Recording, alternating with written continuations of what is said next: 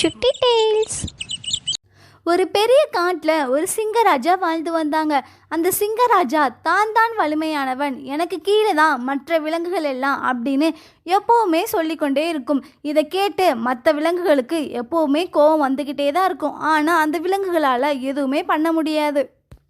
ஒரு நாள் சிங்கம் காட்டில் நடந்து போய்கிட்டே இருக்கு. அப்போது ரொம்ப வெயிலாக இருக்கனால அந்த சிங்கம் நிழலை தேடுது. அதனால போய் ஒரு மரத்துக்கு கீழே நிற்கிது.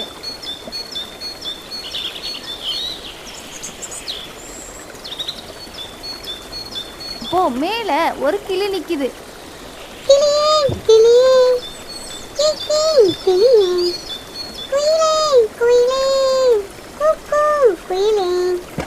இத பார்த்த சிங்கம், ஏய் பறவையே, நாங்க கீழே வியர்த்து கிடக்குறேன், நீ பாட்டு பாடுறியா?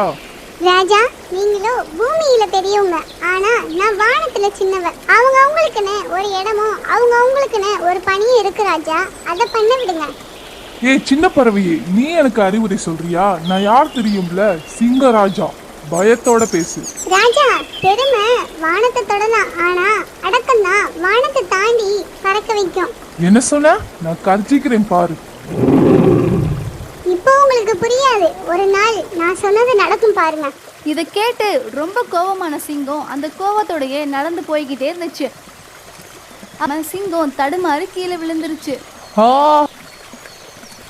கீழே விழுந்தனால சிங்கத்துக்கு காலில் ரொம்ப பலமா அடிபட்டுருச்சு.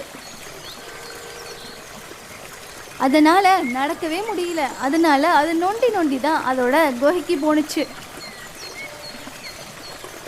சிங்கத்தை நலம் விசாரிக்க எல்லா விலங்குகளும் பறவைகளும் வராங்க. அப்போ சிங்கத்தை பார்க்க வந்த நரி, ராஜா கவலைப்படாதீங்க, நடப்பது எல்லாம் நன்மைக்கே ராஜா. இது கேட்ட சிங்கத்துக்கு ரொம்ப கோபம் வந்துருச்சு. என்ன சொன்ன? நன்மைக்கா? நான் கால் உடைஞ்சு கிடக்குறது உனக்கு நன்மைன்னு சொல்றியா? ஐயோ ராஜா, நான் அப்படி சொல்லல, நீங்க நினைக்கிற மாதிரி சொல்லல. காவலாளி, இவனை அடைத்து கூண்டில் போடுங்கள். என்னை விட சொல்லுங்க ராஜா, என்னை விட சொல்லுங்க. என்னதான் சிங்கம் முன்னாடி நல விசாரிச்சாலும் அதுக்கு பின்னாடி பறவைகளும் விலங்குகளும் அதை நொண்டி ராஜான்னு தான் கேலி செஞ்சாங்க. வலிமையான ராஜா இப்போ நொண்டி ராஜாவாயிட்டாரு. என்னதான் கீழே விழுந்தாலும் சிங்கத்தோட ஆணவம் மட்டும் குறையவே இல்லை. அது நொண்டிக்கிட்டே காட்டுக்குள்ள மறுபடியும் போகுது, எதையாச்சும் விலங்க வேட்டையாட.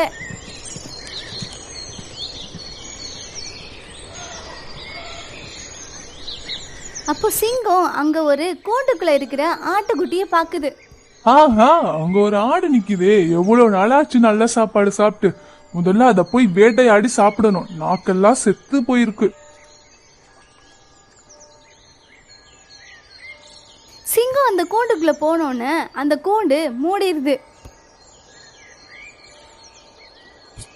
ஐயோ, நம்ம இந்த ஆட்டை பார்த்துட்டு கூண்டை பார்க்கலையே, அவ்வளவுதான், சிக்கிட்டோம். அப்போ அங்க விலங்குகளை வேட்டையாட வந்தவங்க, ஆஹா, இது என்ன ஒரு கல்லில 2 மாங்காய் மாதிரி சிங்கமும் வந்து மாட்டுக்கு. இதை மட்டும் நம்ம முதலாளி கிட்ட போய் கொடுத்தோம், நம்மளுக்கு சம்பளத்தை அதிகப்படுத்திடுவாரு.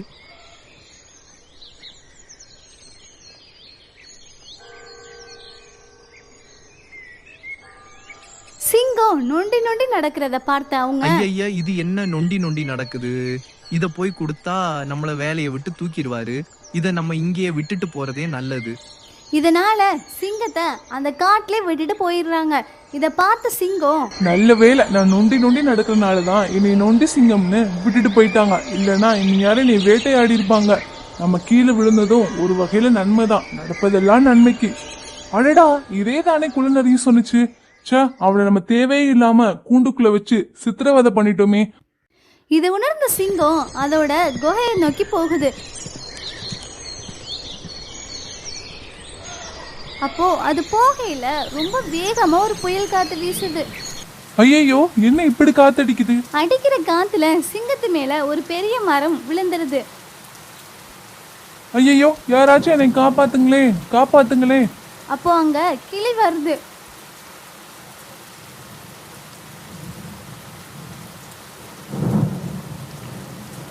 அப்போ அந்த கிளி, ராஜா என்னாச்சு? நீயே ஒரு சின்ன பறவை, நீ எப்படி என்னைய காப்பாத்துவ? இருங்க வர ராஜா. அதோட நண்பனான யானையை கூட்டிட்டு வருது. யானை அதோட தும்பிக்கையால சிங்கத்து மேல இருந்த மரத்தை எடுத்து சிங்கத்தை காப்பாத்திருது. அப்போ அந்த கிளி, ஆளை பார்த்து எடை போட்டுட்டீங்களே ராஜா. என்னால உங்களை காப்பாத்த முடியாதுதான் ராஜா, ஆனா என்னால உங்களை காப்பாத்த வைக்க முடியும். இதை கேட்ட சிங்கம், என்னைய மன்னிச்சிரு சின்ன பறவையே, நான் உருவத்தை பார்த்து எடை போட்டுட்டேன், நான் ரொம்ப பேசிட்டேன், என்னைய மன்னிச்சிரு. யானையாரே, என்னை காப்பாத்துனதுக்கு ரொம்ப நன்றி. மன்னிப்பு கேட்டுட்டு ரொம்ப வருத்தத்தோட அங்கிருந்து சிங்கம் கிளம்புது.